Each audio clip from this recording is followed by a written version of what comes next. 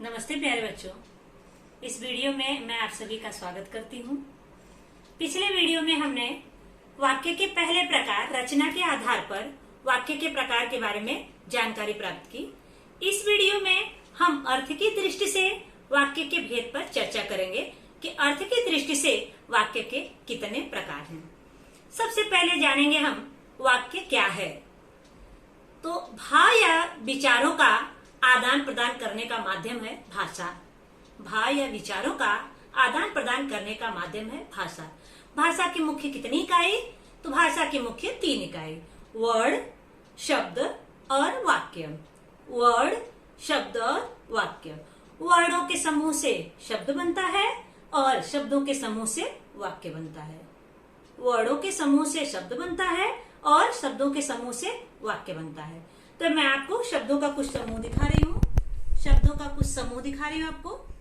राम, कृष्ण, गीता, मोहन, सोहन, सीता। क्या इन शब्दों के समूह से वाक्य बना है? नहीं। शब्दों का समूह होने के उपरांत भी यह वाक्य नहीं है। क्यों नहीं है? क्योंकि ना ही ये किसी भाव का बोध करा रहा है या कोई भाव प्रकट हो रहा है और ना ही इससे किसी अर्थ की प्रतीति हो रही है। इसलिए शब्दों के समूह को वाक्य कहलाने के लिए हमें मुख्य 5 बातें ध्यान में रखनी चाहिए। शब्दों के समूह को वाक्य कहलाने के लिए हमें मुख्य 5 बातें ध्यान में रखना चाहिए। क्या क्या? पहला सार्थकता, दूसरे योग्यता, तीसरा आकांक्षा, चौथा समीपता और पांचवा पदक्रम। पहला आपका सार्थकता, दूसरा योग्यता, तीसरा आकांक्षा, चौथा समीपता और पांचवा पदक्रम। प्यारे बच्चों, यहाँ देखते हैं कि शब्दों के समूह को वाक्य कहलाने के लिए हमें किस प्रकार इन 5 बातों का ध्यान रखना चाहिए। वाक्यों के माध्यम से मैं आपको यहाँ बता रही हूँ। सबसे पहला है खाना वाना हो गया। आप देखेंगे कि वाक्य को बनाते समय हमें यह ध्यान देना चाहिए कि उन्हीं शब्दों का प्रयोग करें जिनका कोई ना कोई अर्थ निकले। यहाँ पे देखेंगे वाना का कोई अर्थ नहीं है। सार्थक वाक्य होगा यहाँ पे खाना हो गया, अर्थात सार्थक शब्दों को जोड़कर ही हमें वाक्य बनाना चाहिए जिसका कोई ना कोई अर्थ निकले। अगला है आपका बादल ने फूल बरसाए। अब यहाँ व्याकरणिक दृष्टि से देखेंगे तो कर्ता, कर्म और क्रिया, कर्ता, कर्म और क्रिया। लेकिन अगर ये देखेंगे कि क्या कर्ता में क्रिया करने की योग्यता है तो बादल ने फूल बरसाए, बादल के अंदर फूल बरसाने की योग्यता नहीं है। बादल ने पानी बरसाए, यहाँ पे योग्यता का अभाव है। कर्ता में क्रिया करने की योग्यता का अभाव है। तो वाक्य क्या बनेगा? बादल ने पानी बरसाए। अर्थात वाक्य बनाते समय यह ध्यान देना है कि कर्ता में क्रिया करने की योग्यता होनी चाहिए। अगला है आपका आकांक्षा। माँ जा है। कभी कभी हम बोलते हैं या सुनते भी हैं कि अधूरा वाक्य सुनते हैं। आगे के वाक्य को जानने की हमारे मन में आकांक्षा होती है, हम संतुष्ट नहीं होते हैं उस वाक्य से, तो इसलिए हमें पूरा वाक्य बोलना या लिखना चाहिए। माँ बाजार जा रही है। मन में वाक्य को जानने की आकांक्षा नहीं होनी चाहिए। मतलब हमें ऐसे वाक्यों का प्रयोग करना चाहिए जिससे संतुष्टि मिले। अगला है करिश्मा कपूर अभिनेत्री।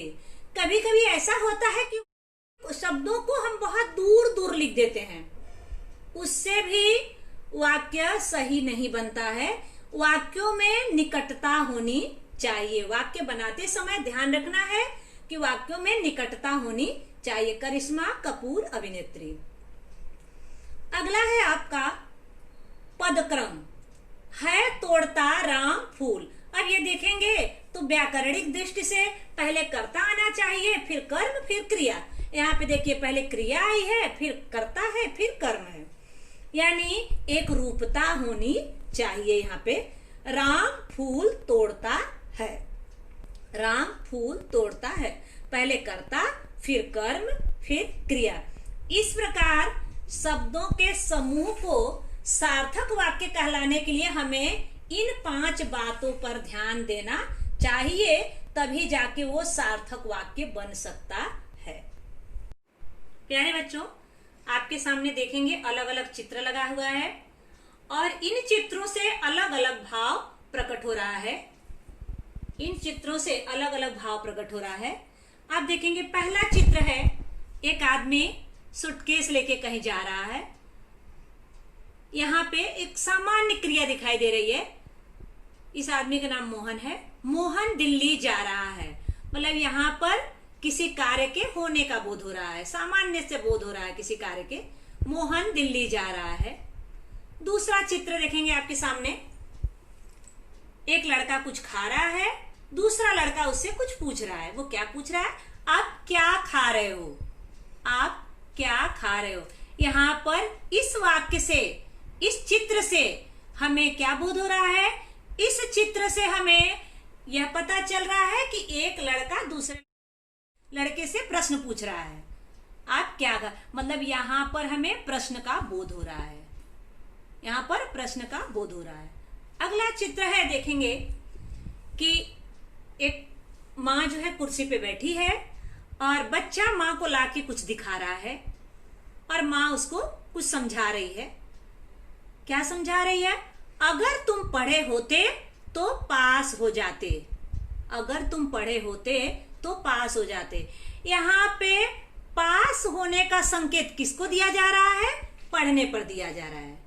पास होने का संकेत पढ़ने पे दिया जा रहा है, अर्थात इससे संकेत का बोध हो रहा है। अगला है आपका, एक लड़का किसी को देख के आश्चर्यचकित है और वो कुछ बोल रहा है। क्या बोल रहा है?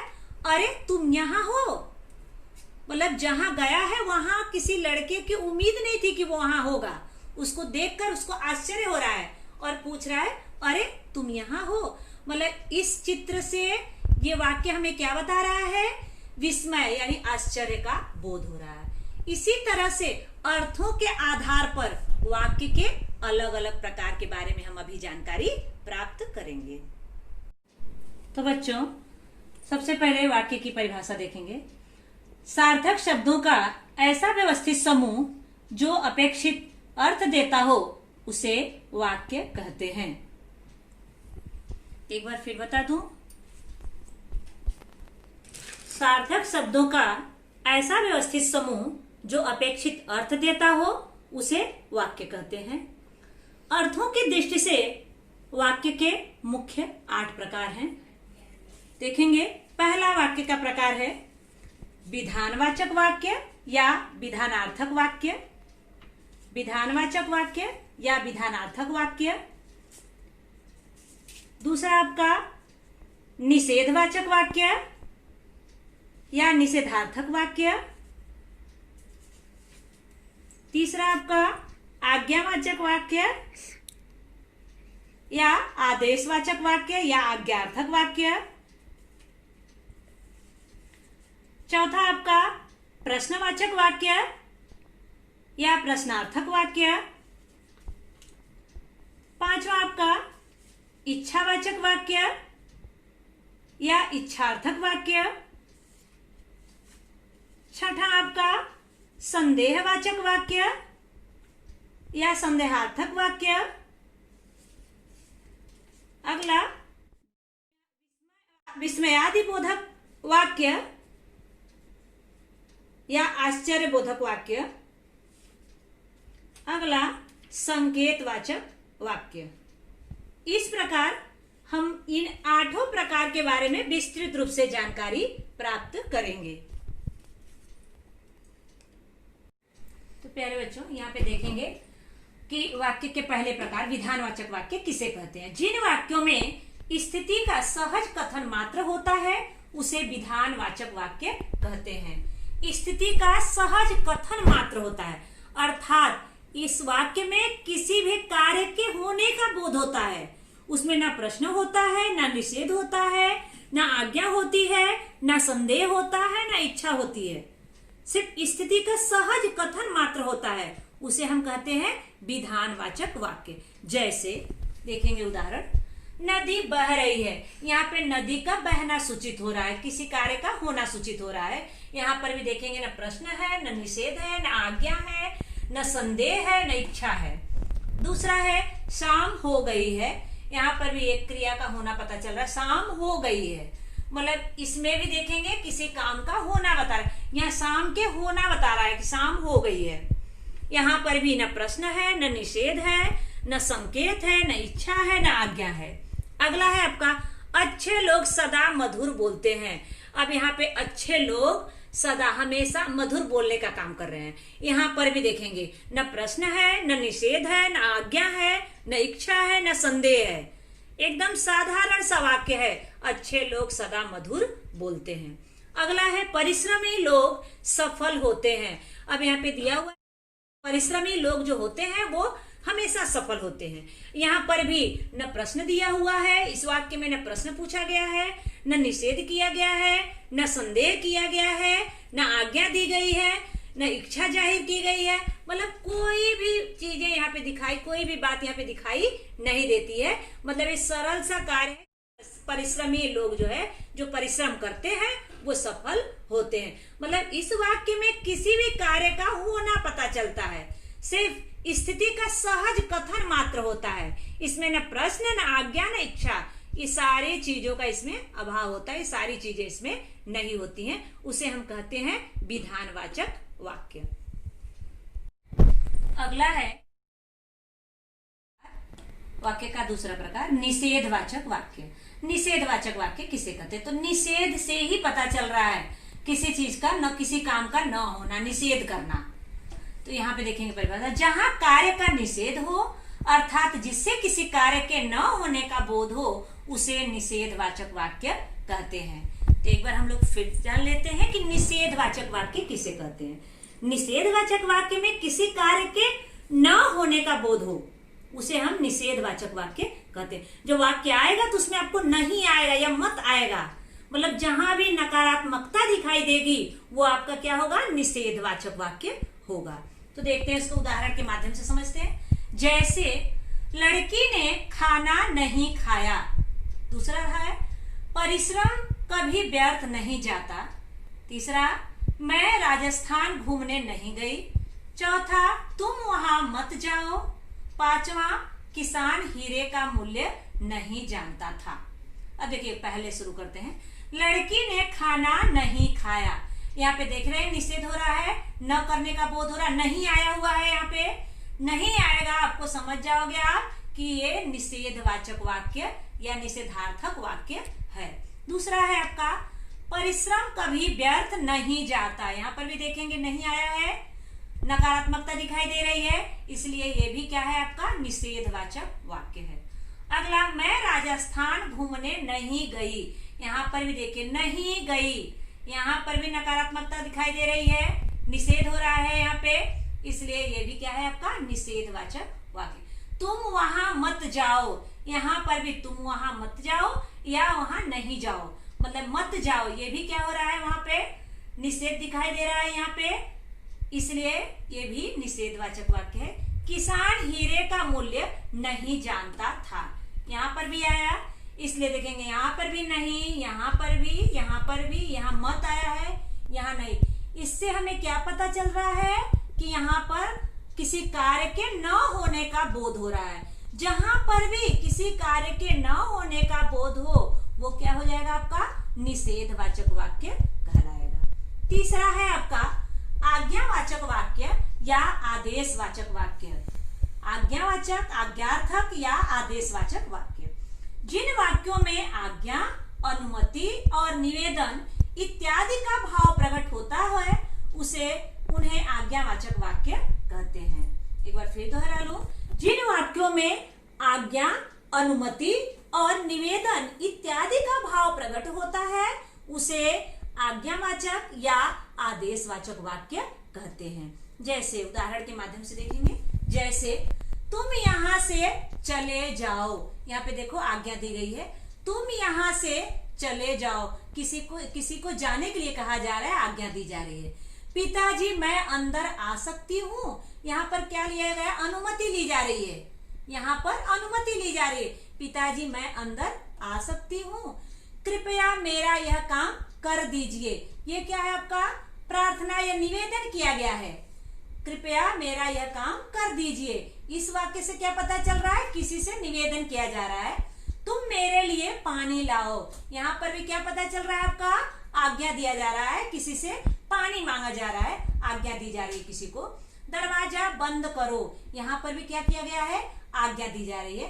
इस प्रकार आप देखेंगे, तुम यहाँ से चले जाओ, आज्ञा दी गई है। पिताजी मैं अंदर आ सकती हूँ, यहाँ पे अनुमति ली गई है। कृपया मेरा यह काम कर दीजिए, प्रार्थना किया गया है। तुम मेरे लिए पानी लाओ, यहाँ पर क्या किया गया है, आपका आज्ञा दी गई है। दरवाजा बंद करो, आज्ञा दी। इस प्रकार जिन वाक्यों में आज्ञा, अनुमति और निवेदन आए वो हम समझ जाएंगे कौन सा वाक्य है, आज्ञावाचक वाक्य है। चौथा प्रकार है प्रश्नवाचक वाक्य। प्रश्नवाचक वाक्य किसे कहते हैं, जिन वाक्यों में किसी तरह के प्रश्न का बोध हो उसे प्रश्नवाचक वाक्य कहते हैं। प्रश्नवाचक वाक्य किसे कहते हैं, जिन वाक्यों में किसी तरह के प्रश्न का बोध हो उसे प्रश्नवाचक वाक्य कहते हैं। कैसे शब्दों से, जैसे क्यों, कहाँ, कैसे, कब, क्या। अगर ये शब्द आए वाक्य में तो आपको समझ जाना, और वहां पे प्रश्नवाचक चिन्ह भी होगा तो आप समझ जाएंगे वो कौन सा वाक्य है, प्रश्नवाचक वाक्य है। जैसे देखेंगे उदाहरण के माध्यम से, आपने अब तक क्या किया। यहाँ पे देखेंगे प्रश्न का बोध हो रहा है, आपने अब तक क्या किया, कौन सा काम किया, क्या आया यहाँ पे। अगला है तुम किधर जा रहे हो। यहाँ पे आ गया किधर, कहाँ जाना है, यहाँ पे पता चला कहाँ पूछा जा रहा है, प्रश्न पूछा जा रहा है, तुम किधर जा रहे हो। अगला मेरी पुस्तक कहाँ है, प्रश्न पूछा जा रहा है कि मेरी जो पुस्तक है वो कहाँ रखी गई है। अगला तुम दिल्ली से कब लौटोगे। अब इसमें ये पूछा जा रहा है कि तुम दिल्ली तो जा रहे हो लेकिन तुम कब लौटोगे, प्रश्न किया जा रहा है कब लौटोगे। अगला तुमने मेरी कलम किसे दी, तुमने जो मेरी कलम ली थी वो किसको दी तुमने, यहाँ पर किसे। अब देखेंगे क्या, किधर, कहाँ, कब और किसे। मतलब इस प्रकार का अगर वाक्य में प्रश्न पूछा जाए तो वो कौन सा वाक्य होगा, प्रश्नवाचक वाक्य होगा। वाक्य का पांचवा प्रकार है इच्छावाचक वाक्य। इच्छावाचक वाक्य किसे कहते हैं, जिन वाक्यों में अपनी किसी चाहत, किसी इच्छा को प्रकट किया गया हो उसे इच्छावाचक वाक्य कहते हैं।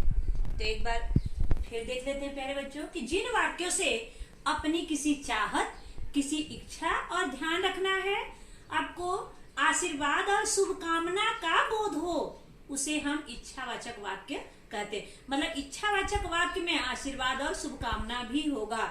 अगर आशीर्वाद और शुभकामना वाला वाक्य होगा तो वो भी वाक्य क्या होगा, आपका इच्छावाचक वाक्य होगा। तो देखते हैं उदाहरण के माध्यम से। जैसे पिताजी की इच्छा है कि मैं वैज्ञानिक बनूं।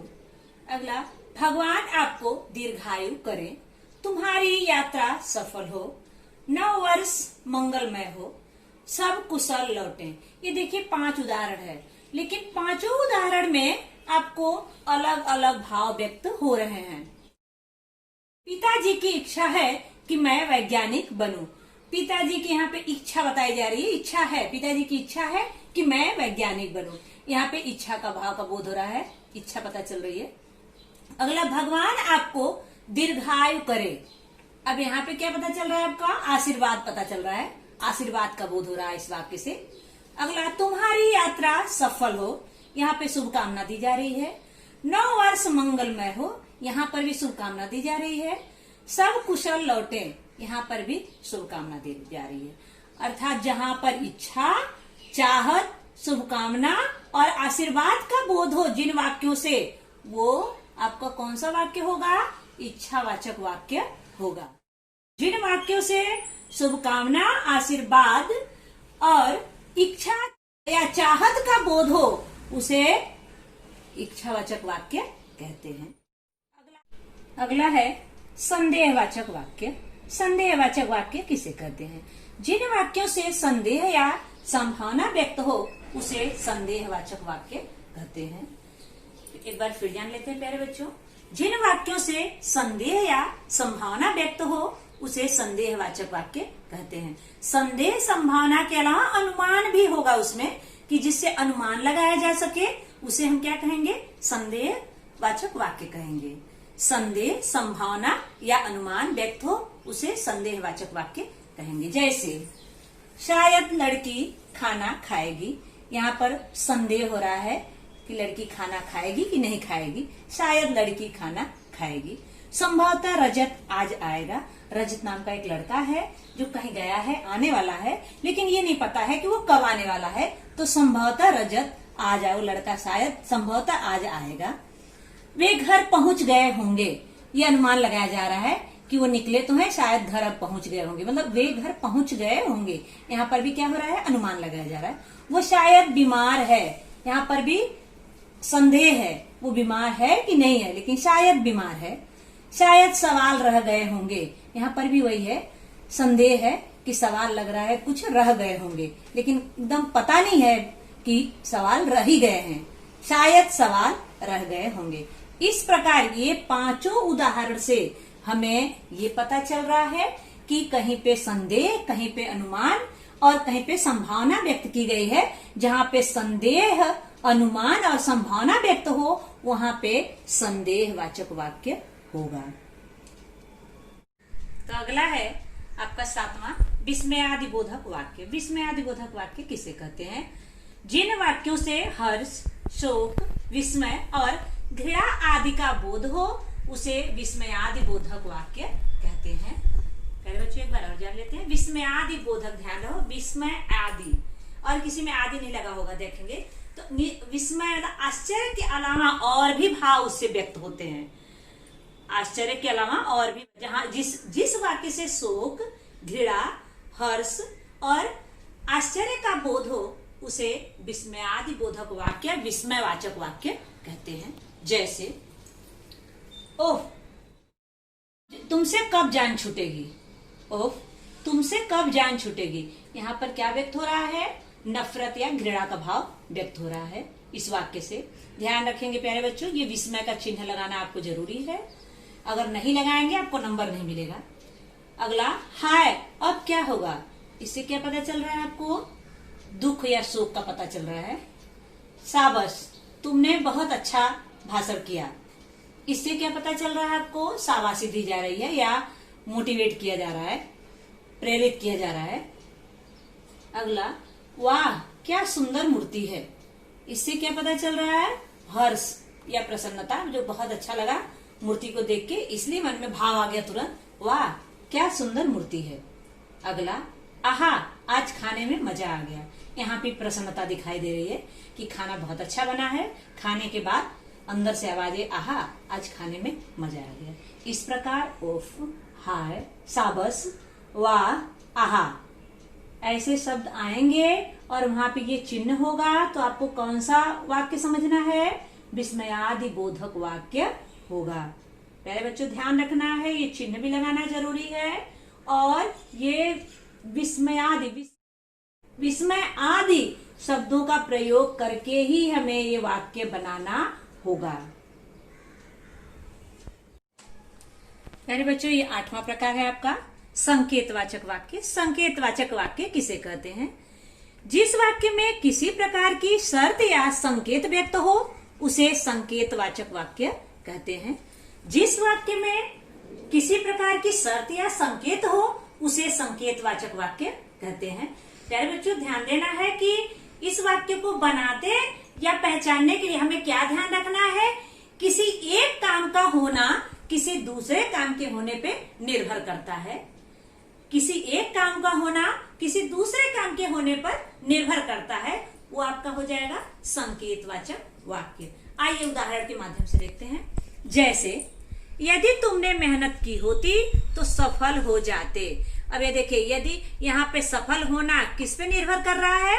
मेहनत करने पे निर्भर कर रहा है। मतलब क्या हो रहा है यहाँ पे? संकेत भी हो रहा है और यहाँ पे निर्भर भी हो रहा है कि सफल हो जाते कब, जब मेहनत करते। अगला, यदि वह पढ़ता तो निश्चय ही उत्तीर्ण होता। यहाँ पे उत्तीर्ण होना किस पे निर्भर कर रहा है? पढ़ने पे निर्भर कर रहा है। अगला, यदि धूप निकली तो गर्मी बढ़ जाएगी। यहाँ गर्मी का बढ़ना किस पे निर्भर कर रहा है? धूप के निकलने पर निर्भर कर रहा है। अगला, आप होते तो इतनी मुसीबत न आती। यहाँ पे आपका होना और मुसीबत का न आना।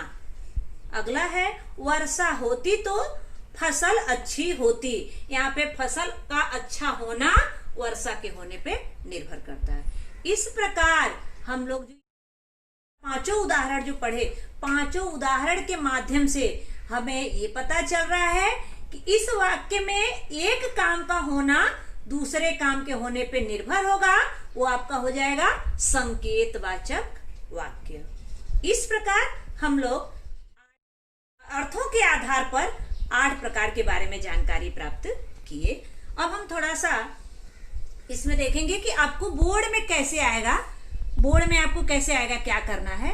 तो बोर्ड में जो रचना के आधार पे हम पढ़े हैं वो पहचानना आएगा, लेकिन ये जो 8 प्रकार हम पढ़े हैं इसका आपको क्या आएगा? परिवर्तन करना आएगा। तो जैसे मान लीजिए, देखिए अब एक ही मैं वाक्य बता रही हूँ, एक ही वाक्य पे मैं 8 प्रकार को बनाई हूँ कि बारिश हो रही है। मान लो आगे आपको बारिश हो रही है, यहाँ पे साधारण ढंग से काम का होना पता चल रहा है, ठीक है। ये क्या हो गया आपका? विधानवाचक। अब इसको आपको बदलना है निषेधवाचक वाक्य में। एग्जाम में आ जाएगा, बोर्ड में चाहे 9वीं में एग्जाम में आ जाएगा कि आपको निषेधवाचक वाक्य में परिवर्तित कीजिए। तो आप क्या लिखोगे? बारिश नहीं हो रही है। मतलब यहाँ पे क्या हो रहा है? नहीं, निषेध है, बारिश का न होना पता चल रहा है, ठीक है। अगर इसी को परिवर्तन करना है आज्ञावाचक में, बारिश करवाओ, आज्ञा दे रहे हैं, बारिश करवाओ। इसी को फिर करना है आपको प्रश्नवाचक में, क्या आज बारिश होगी? प्रश्न आ गया, क्या आज बारिश होगी?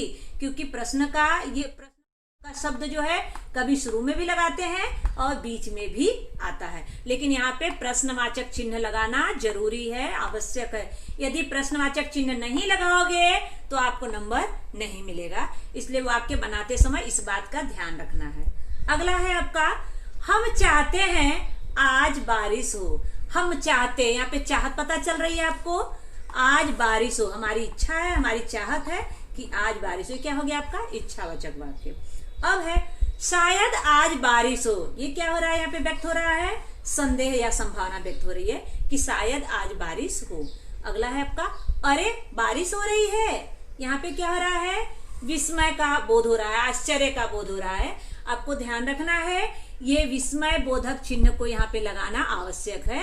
ध्यान रखोगे प्यारे बच्चों, जब नहीं लगाओगे आपको नंबर नहीं मिलेगा। अगला है आपका, बादल आएंगे तो बारिश होगी। यहाँ पे देखिए बारिश का होना बादल के आने पे संकेत कर रहा है। इस प्रकार ये परिवर्तन किया गया है। मैं आपको होमवर्क दूंगी, गृह कार्य दूंगी, गृह कार्य में भी आपको ऐसे ही परिवर्तन करना होगा।